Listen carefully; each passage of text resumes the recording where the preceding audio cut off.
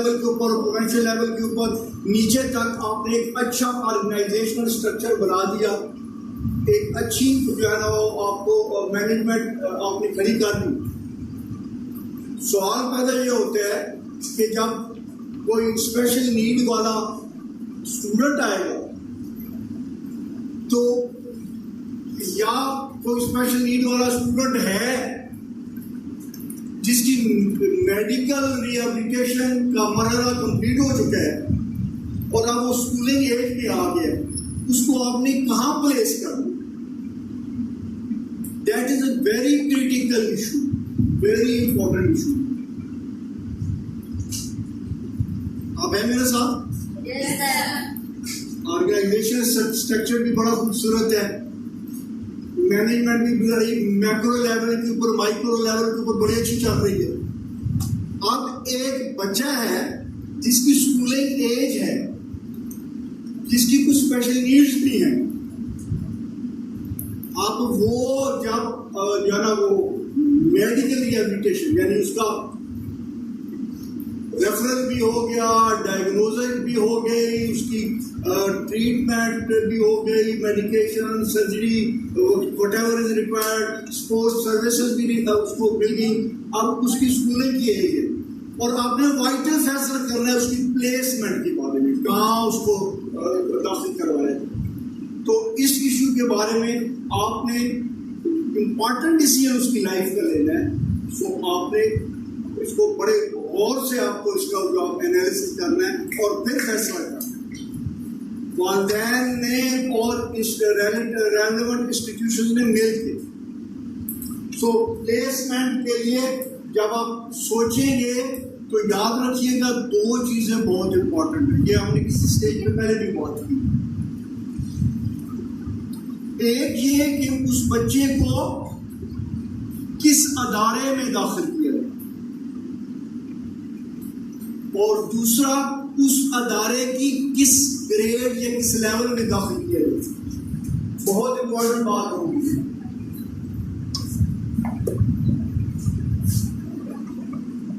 Institution,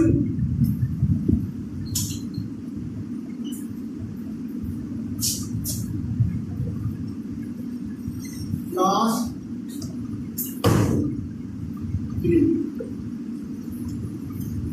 सो दोनों बड़े important है। पहला इंपॉर्टेंट बात यह है कि आपने ये फैसला करना है किस इंस्टीट्यूशन में दाखिल किया। इसमें भी बहुत बात हो चुकी है। आज मैं कुछ एडिशनल आपको जो है ना मैं कॉन्सेप्ट देने जा रहा हूँ ताकि आप ये ना कि वही पुरानी बातें हुई चली जा रही।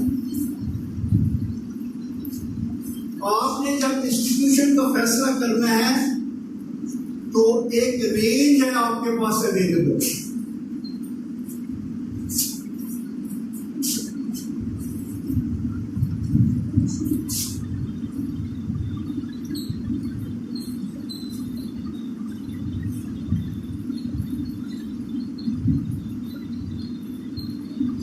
ये एक लिहाज से आपकी बनती है, ये रेंज है आप इंटीग्रेशन सेग्रीगेशन टू इंटीग्रेशन।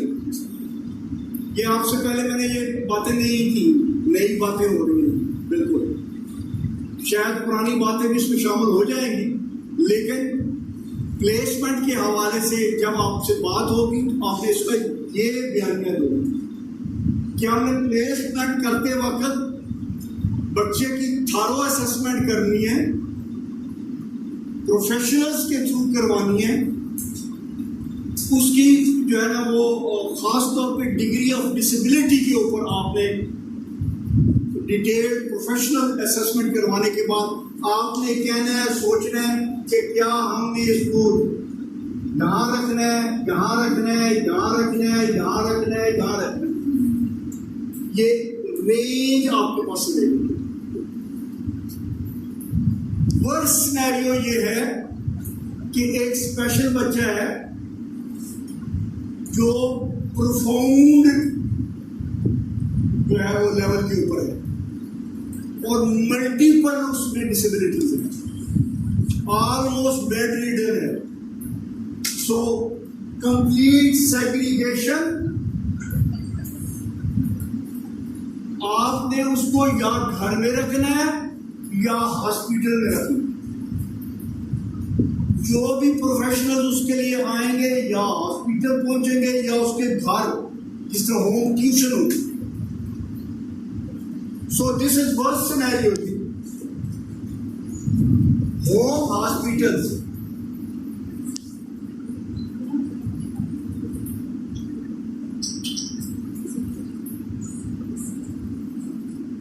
दूसरा मैं डिग्री जो है डिसेबिलिटी की बेहतरी की तरफ जा रही है। स्विंग, ये स्विंग में आपने आना है। इसमें आपने कहा रेजिडेंशियल स्कूल्स,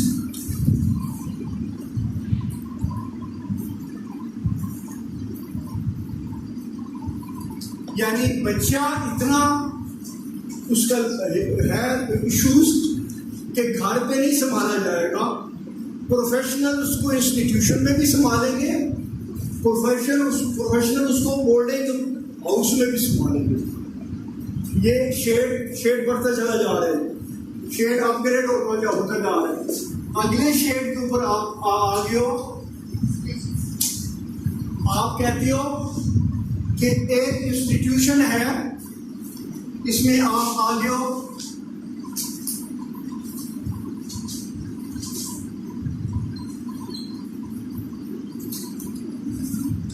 यानी एक जनरल बच्चों की रेगुलर जो है ना स्कूल है, उसमें एक क्लासरूम है या चंद क्लासरूम है जो स्पेशल बच्चों के लिए है। वो दिन भर का उनका जो पहले पीरियड से लेके आखिरी पीरियड तक जो भी एकेडमिक ओरिएंटेड एक्टिविटी होती है वो सेपरेट क्लास में होती है। खेल के या पीटी के या इस किस्म के पीरियड में वो बाहर निकल आते हैं। सो सेपरेट क्लास होती। फिर आप इससे अगला स्टेप आ जाएंगे जी,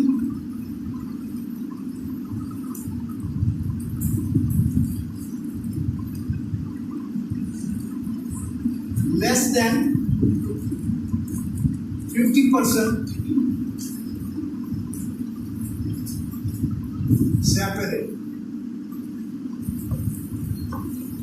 रेगुलर सर्टिफिकेट उसमें 50% से भी कम जो है ना उसके क्लासेस जो है वो सेपरेट हो रही हैं, बाकी 50% से ज्यादा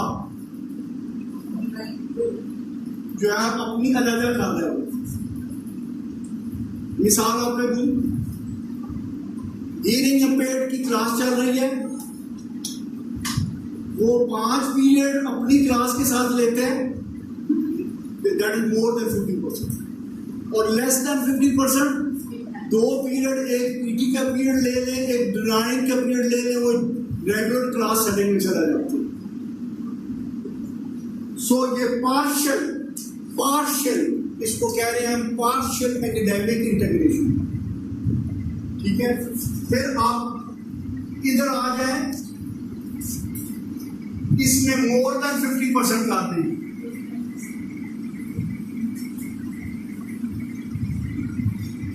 और इसमें आपने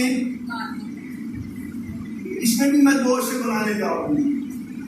और ये जो हिस्सा है इसमें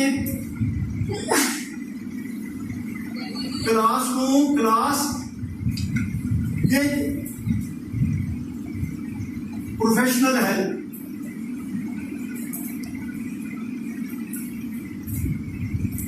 and this is the last one shade which is mainstream.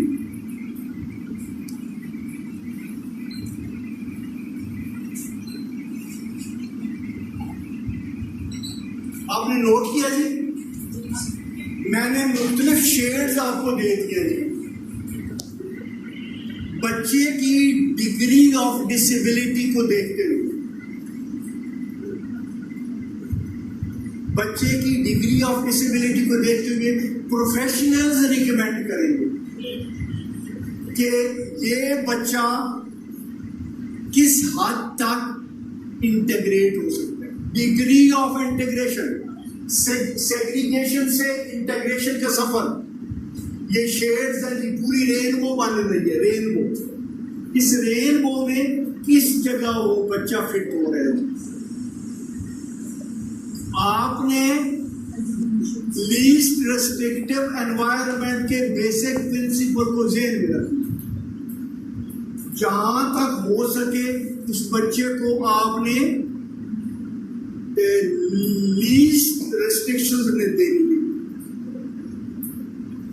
आपको याद है मैंने एक दफा आपको एक इंसिडेंट बताया था, एक लड़की का जो शिफ्ट हुई थी कनाडा, जवेरिया नाम की बच्ची 7वीं क्लास से वहां गई थी, और मैंने कहा था सक्सेस केस क्यों था वो ये केस था टू बिगिन में।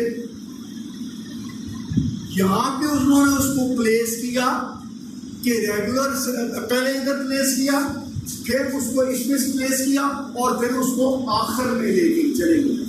क्या पहले उसको उस सेटिंग में बिठाया जहाँ पे नॉर्मल क्लासरूम में टीचर डिलीवर कर रहा है लेक्चर, और एक स्पेशल टीचर उसके साथ बैठा हुआ है, उसको उसके पर्सनल प्रॉब्लम्स को अटेंड कर रहा है।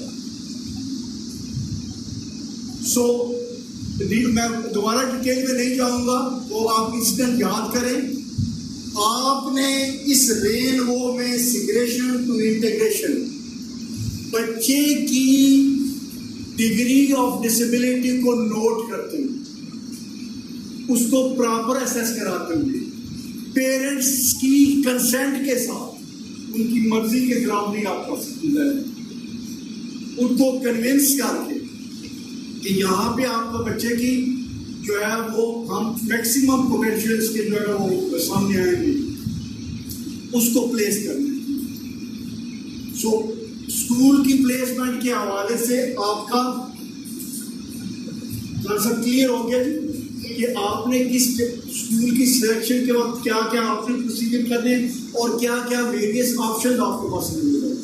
इसको हम किसी और जगह पे किसी और टर्म्स में हम इनको लोकेशनल इंटीग्रेशन, फंक्शनल इंटीग्रेशन और वो सोशल इंटीग्रेशन, उन मुख्तलिफ नामों से भी हम याद करते हैं। आप उसको सॉल्व करना चाहते हैं?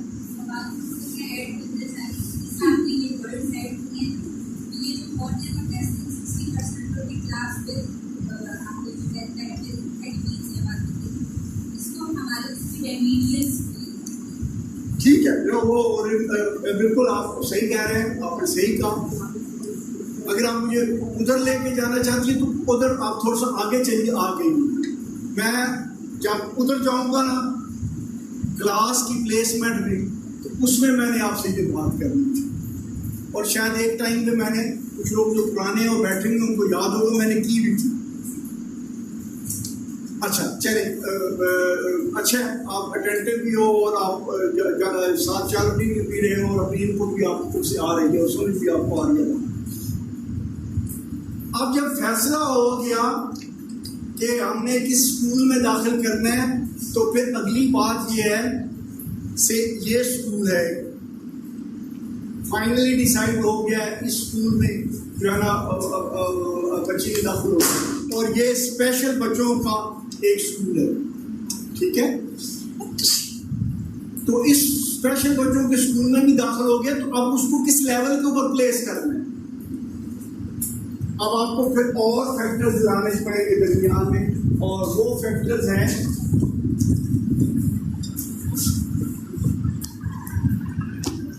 Age, academic level, intellectual level,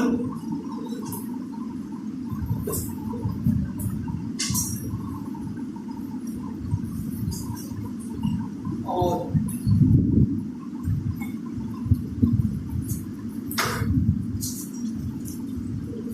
अब आ गई है बच्चा जी मेरे पास 9 साल का स्कूल है, ये हियरिंग इम्पेयर्ड का।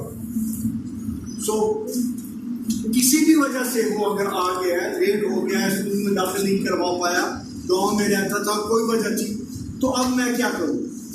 अब वही जो सवाल उन्होंने किया है, उसकी एज जो है वो 9 साल है, एकेडमिक लेवल 0 है, इंटेलेक्चुअल लेवल उसका नॉर्मल फंक्शनिंग अपनी एज के मुताबिक ठीक है। तो मैं क्या करूं? मैं फिर ये करूंगा कि मैं जो जिन से 5 साल में पहली जमात में दाखिल करते हैं, ये आ गया 7 साल या 8 साल या 9 साल का बच्चा, तो जो ओवर एज बच्चे हैं उनकी मैं एक अलग क्लास बना दूँगा और एक अच्छे से टीचर को कहूँगा कि इनको ज़रा स्पीड अप करके वो कोर्स जो साल में पहली जमात में कराया जाता है, अब उम्र भी इनकी ज़्यादा है, इंटेलेक्चुअल फंक्शनिंग भी बेहतर है, तो कोशिश करो 3 महीने में वो कोर्स पूरा कर। इसको टेक्निकल ज़बान में आप कहेंगे रेमिडियल टीचिंग मैं करवाऊँगी। मैं क्या करवा रहा हूँ?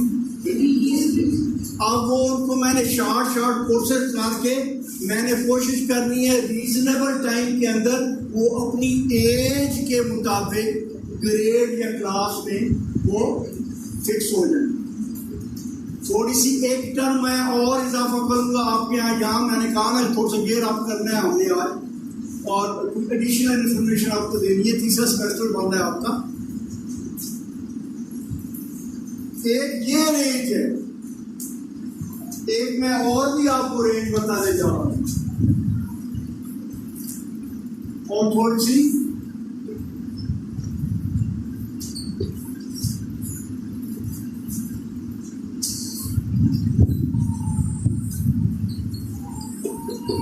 ये भी एक रेंज मान लीजिए। ये भी पहले मैंने आपसे कभी बात की। अकोमोडेशन और मॉडिफिकेशन समझने की कोशिश कीजिएगा। अकोमोडेशन टू मॉडिफिकेशन, आपने एक ब्लाइंड बच्चे को रेगुलर सेटिंग में डाल दिया इस शेड में, ठीक है, समझे हेयर और हेयर, हैंडीकैप तो उसका है। सो आप उसके साथ उसको एकोमोडेट करने के लिए कुछ मेजर्स लेंगे